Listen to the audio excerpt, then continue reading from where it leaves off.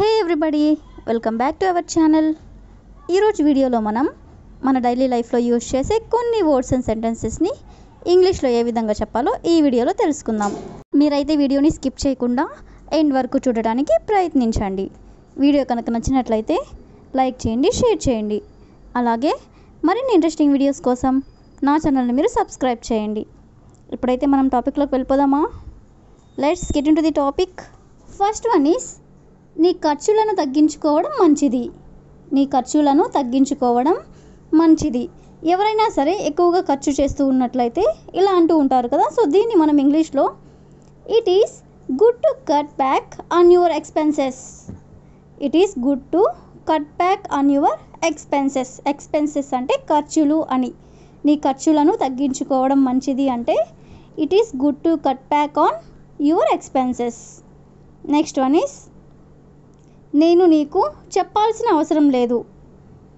అంటే నేను నీకు ఏదైనా సరే చెప్పాల్సిన అవసరం లేదు అని. సో దీన్ని ఇంగ్లీష్లో I don't need to tell you. I don't need to tell you అంటే నేను నీకు చెప్పాల్సిన అవసరం లేదు అని. నెక్స్ట్ వన్ ఈస్ ఎప్పుడు అలా జరగనివ్వకు. అంటే ఎప్పుడు కూడా అలాగా జరగనివ్వకు అని. సో దీన్ని మనం ఇంగ్లీష్లో let it not happen like that any time.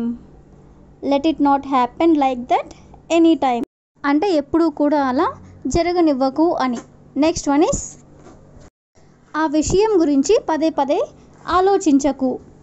ఆ విషయం గురించి పదే పదే ఆలోచించకు. ఎవరైనా సరే ఏదైనా విషయం గురించి పదే పదే ఆలోచిస్తూ ఉన్నట్లయితే అంటే ఎక్కువగా ఆలోచిస్తూ ఉన్నట్లయితే ఇలా చెప్తూ ఉంటారు కదా. సో దీన్ని మనం ఇంగ్లీష్లో don't think about that again and again.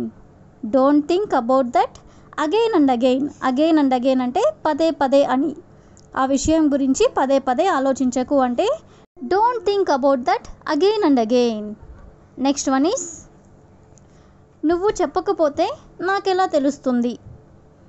నువ్వు చెప్పకపోతే నాకెలా తెలుస్తుంది. సో దీన్ని ఇంగ్లీష్లో how do I know unless you tell.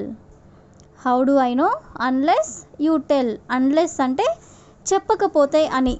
నువ్వు చెప్పకపోతే నాకెలా తెలుస్తుంది అంటే how do I know unless you tell.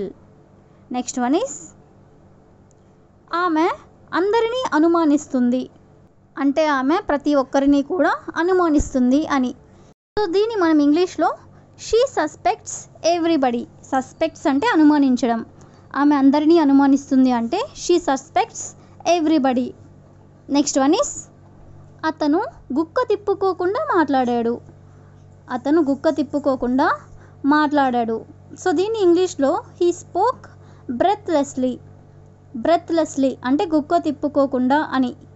అతను గుక్క తిప్పుకోకుండా మాట్లాడాడు అంటే he spoke breathlessly. Next one is అతని గొంతు బొంగురపోయింది. అతని గొంతు బొంగురపోయింది. సో దీన్ని ఇంగ్లీష్లో his voice has gone hoarse. His voice has gone hoarse. Next one is junk food తినకు, లావైపోతావు. ఎవరైనా జంక్ ఫుడ్ ఎక్కువగా తింటూ ఉన్నట్లయితే ఇలా చెప్తూ ఉంటారు కదా. సో దీన్ని మనం ఇంగ్లీష్లో డోంట్ ఈట్ జంక్ ఫుడ్ అంటే జంక్ ఫుడ్ తినకు అని. లావైపోతావు. You will put on weight. You will put on weight అంటే లావైపోతావు అని. నెక్స్ట్ వన్ ఈస్ ఇప్పుడు బాధపడి ఏం ప్రయోజనం లేదు.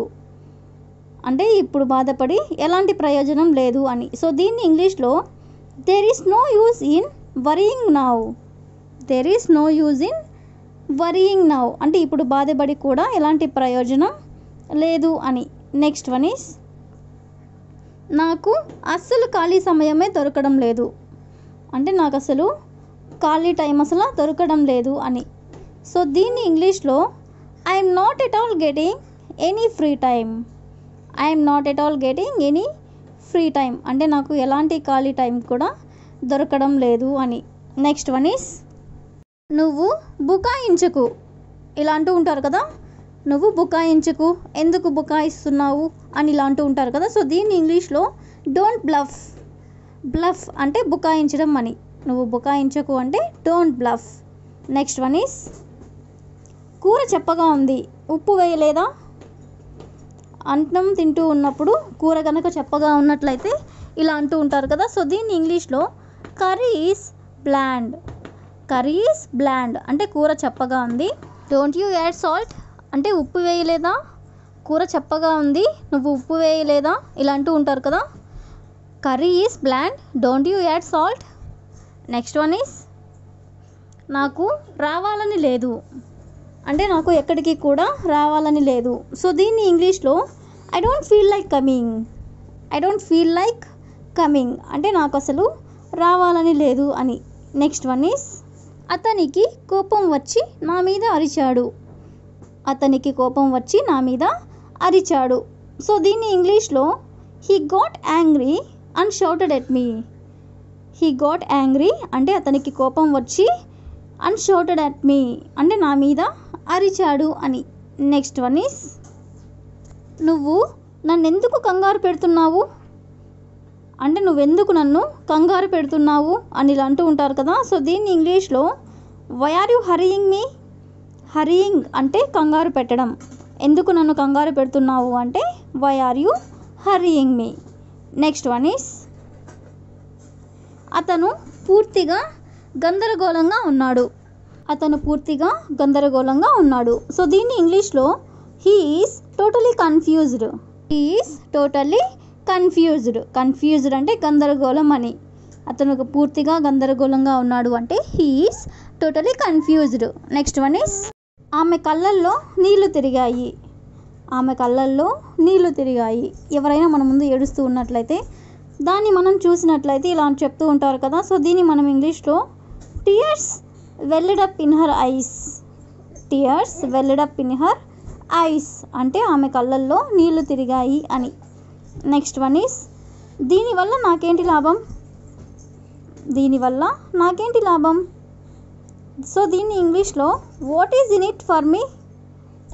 What is in it for me అంటే దీనివల్ల నాకేంటి లాభం అని.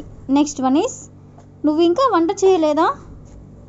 నువ్వు ఇంకా వంట చేయలేదా ఏంటి నువ్వు ఇంకా వంట చేయలేదు అని ఇలా అంటూ ఉంటారు కదా. సో దీన్ని ఇంగ్లీష్లో have you not cooked at.